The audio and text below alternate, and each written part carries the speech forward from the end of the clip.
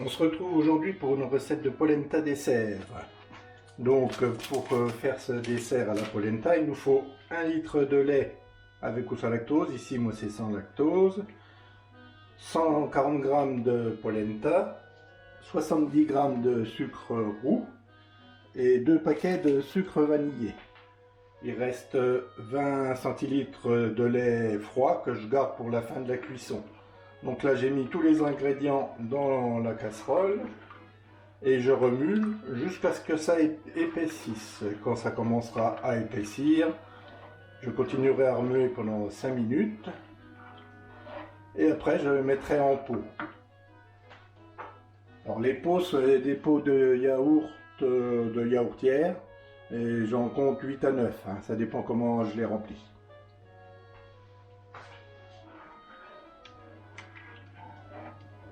Alors au début je mets à feu assez fort pour que ça chauffe assez rapidement, mais il ne faut pas que ça colle non plus.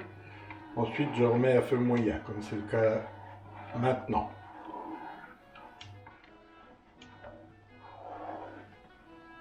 Voilà, la polenta commence à épaissir dans le lait.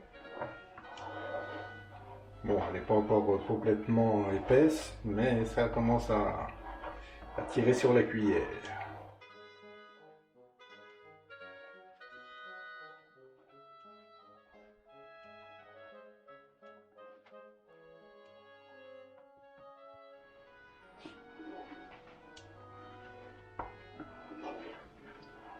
Voilà, elle commence à avoir une texture assez épaisse.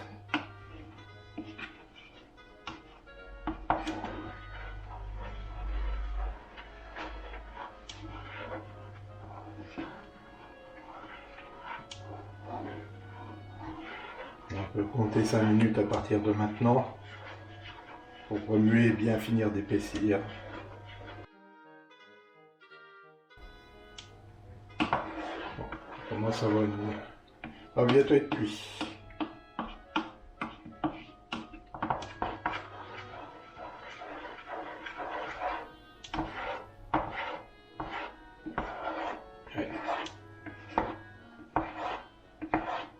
Quand on commence à voir un peu le fond de la casserole en remuant comme ça, c'est que on arrive à la cuisson. Puis il y a une certaine épaisseur et ça va épaissir encore en refroidissant. Donc là pour moi, ça va être bon.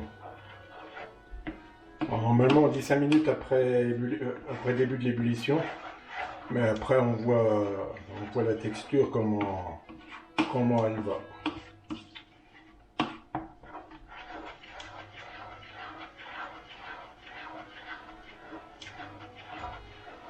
Et voilà, donc là j'arrête le feu et je vais rajouter le lait froid.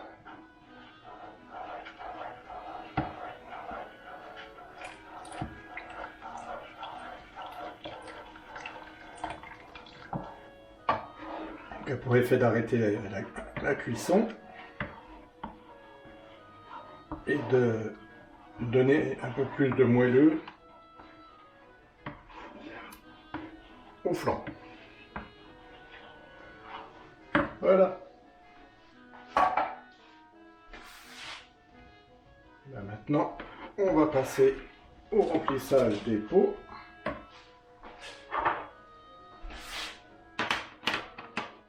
Hop. Alors, je les mets dans ce sens-là parce que comme ça coule un peu épais, ça me permet d'avoir plus d'espace pour vider et éviter d'en mettre à côté.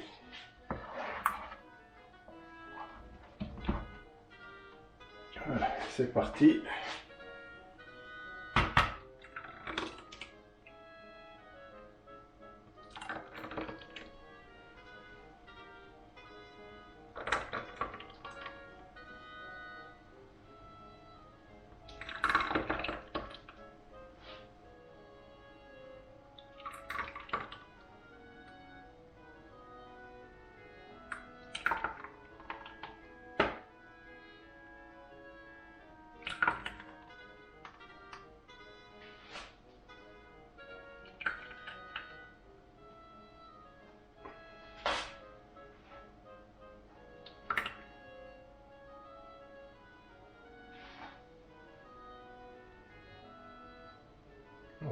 partir un petit peu, on va pas en faire un dixième. Voilà. Bon, ça colle pas trop la casserole.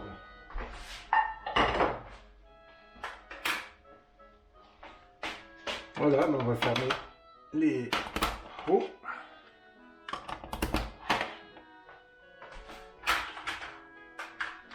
Ensuite, on va laisser refroidir et on mettra au frigo. Et je vous montrerai après la texture. Voilà. Alors, si vous les mangez au bout de quelques jours, vous pouvez constater qu'il y a un peu d'eau qui remonte en surface, mais ça n'altère en rien le goût